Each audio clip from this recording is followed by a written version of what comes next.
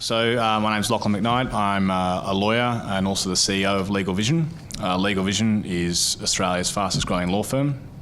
Our focus is basically enabling our lawyers to work more effectively with technology. So we're a tech-driven law firm. Everything we do is focused on using technology in the best way possible, whether that is technology to acquire customers, so from a sales perspective, or technology to actually service our customers. So building technology systems and processes to make our lawyers more efficient. Making our lawyers more efficient means that we can charge less, and that helps obviously acquire new customers, and it's sort of a virtuous cycle. That's sort of our business model. I started my legal career as a corporate lawyer. Worked in London, Paris, Amsterdam, Hong Kong, at Freshfields and Norton Rose.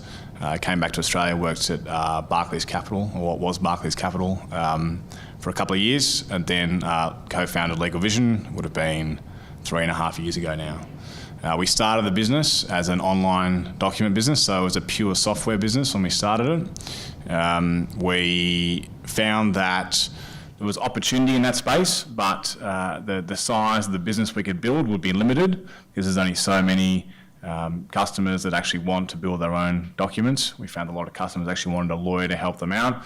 So we turned the business into a software business plus an online legal services marketplace.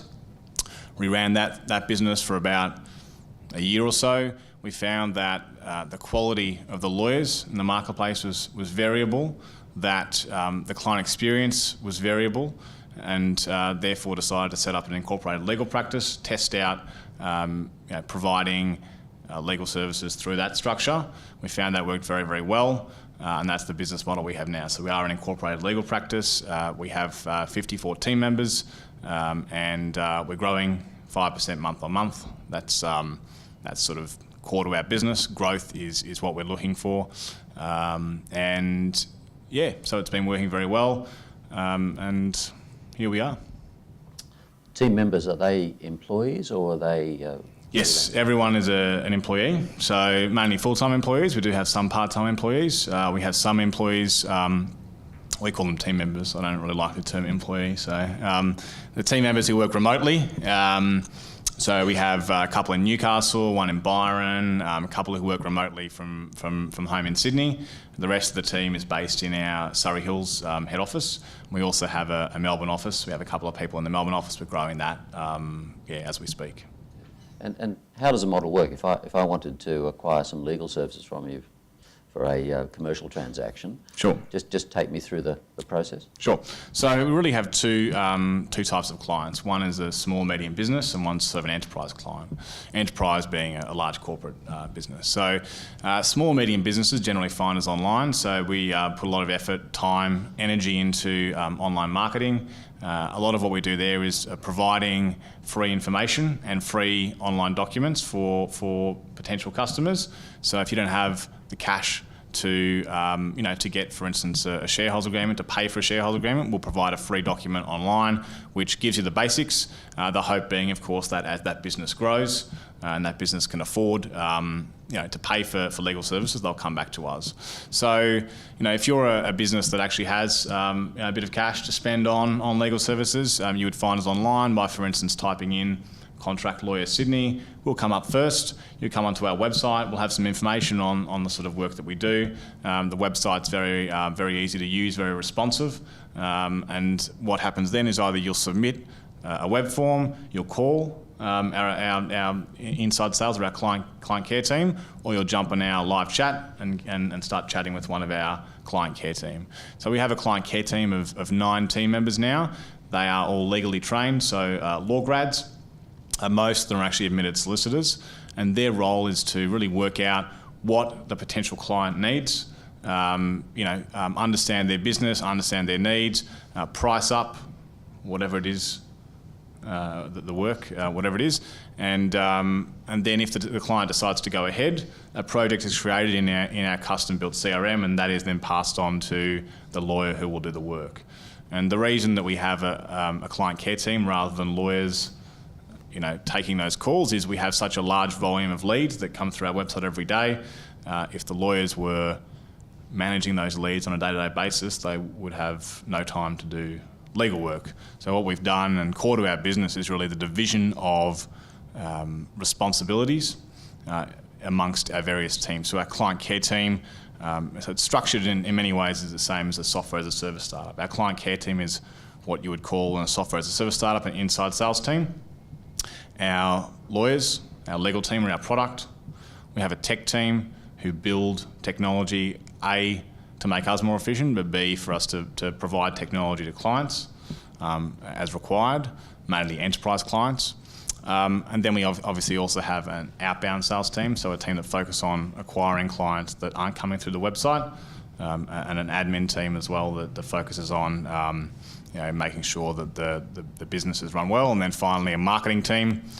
And the marketing team are really responsible for the website, driving leads to the website, and all of our sort of other marketing activities as well.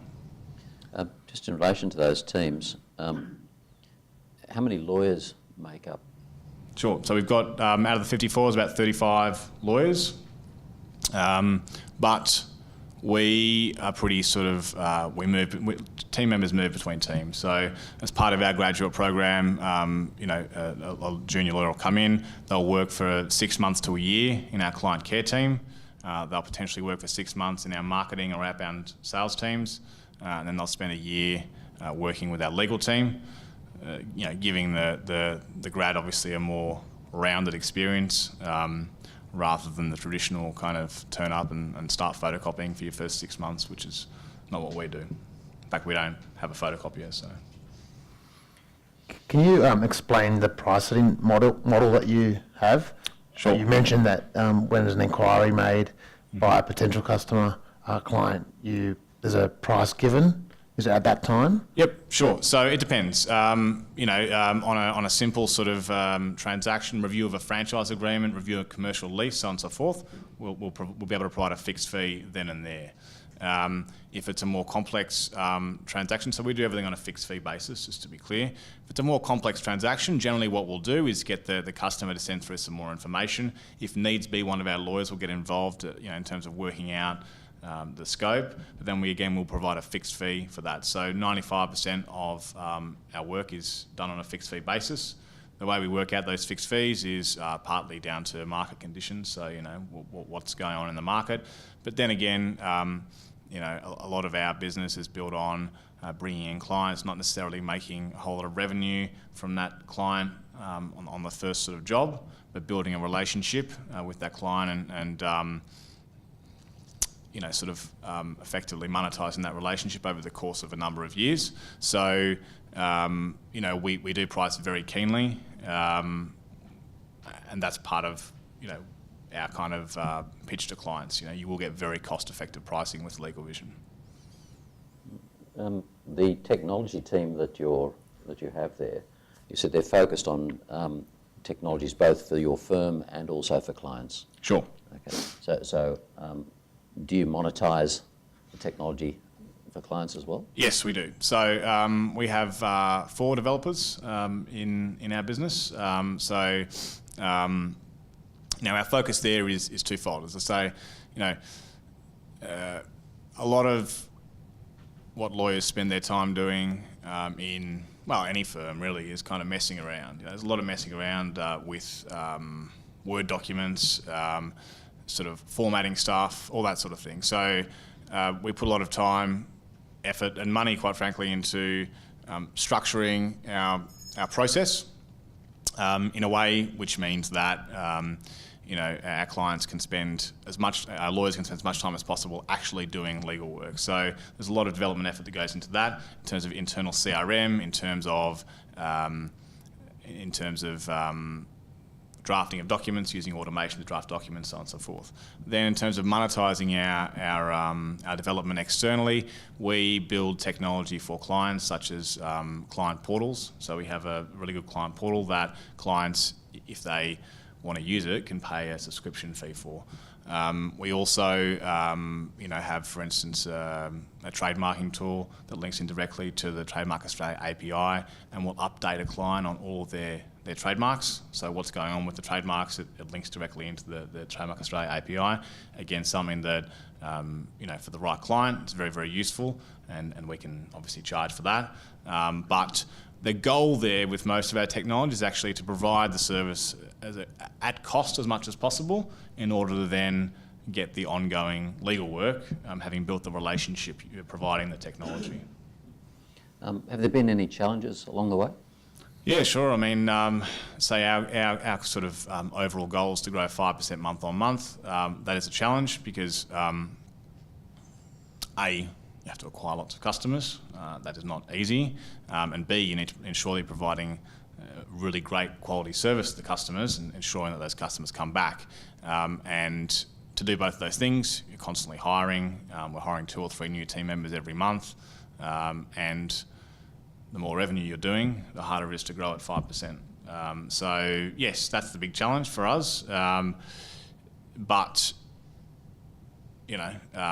that's what's fun about running this business. I think most of the team members at Legal Vision are at Legal Vision because we're doing something different, because we're growing really fast, and because we are doing that, it means we can attract really great quality team members who would not be attracted to working in a traditional firm where they're going to sit around for 15 years to make partner. That's something that the people in our business are kind of not as interested in.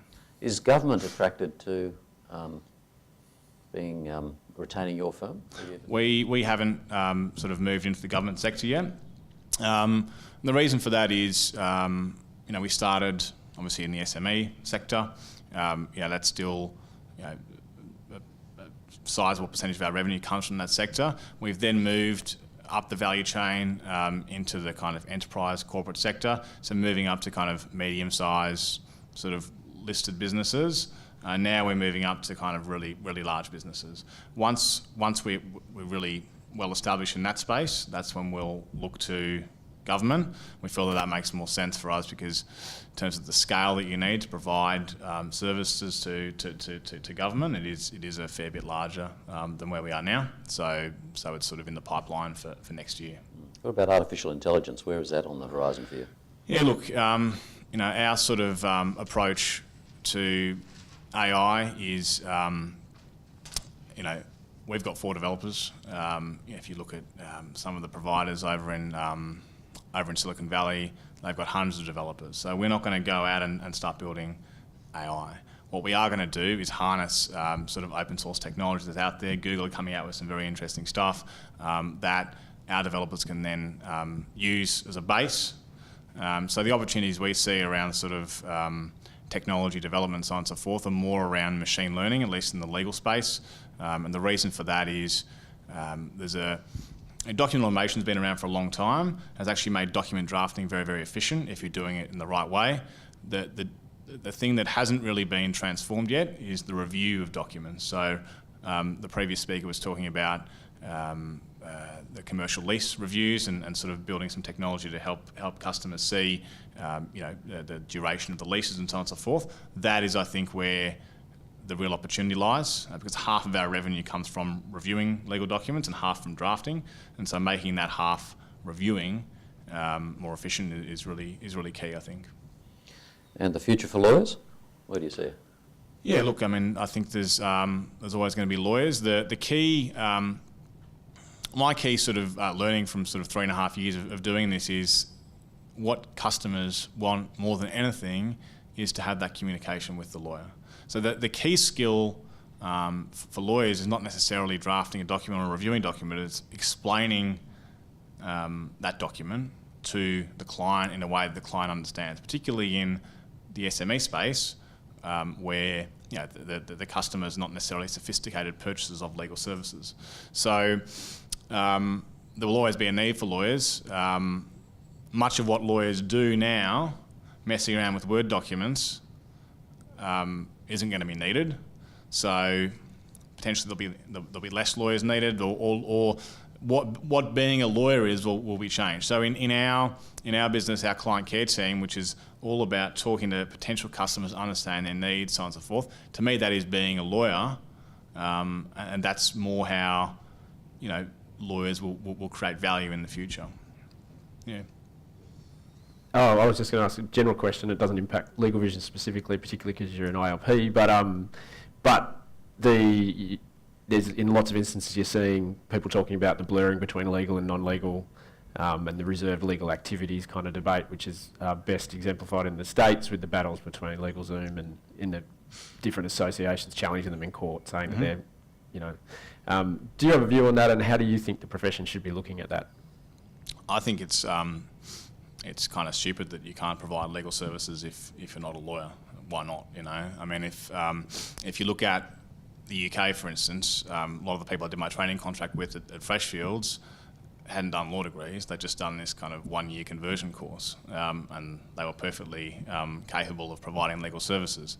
The legal profession is basically a closed shop trying to prevent competition. That's what it comes down to. But given we're in a global economy, eventually someone is going to start providing a service which is as good as what a lawyer in Australia can provide, and they'll be providing that in India, for instance, or South Africa, a lower cost jurisdiction, and customers are going to go, I don't actually care if this is legal advice or not. I want my contract drafted and it's being done well by these people. So I think, at the end of the day, we're in a good position, and we're sort of protected by the rules that you can't provide legal services if you're not a lawyer and so on and so forth. But we're still competing with providers in Australia who are saying we're not providing legal advice, but actually they are. So at the end of the day, customers don't actually see a big difference, and so they're going to go with who's got the best product, who's going to promise the quickest turnaround time, who's going to provide the best price, whether you're a law firm or not. Unfortunately, running a law firm, you have a whole host of requirements, particularly around trust accounting and so on and so forth, that make it more difficult for you to compete with lower cost providers because you have this additional expense that they don't have. But at the end of the day, in any business, the sort of the smartest player will win, and I guess we'll see.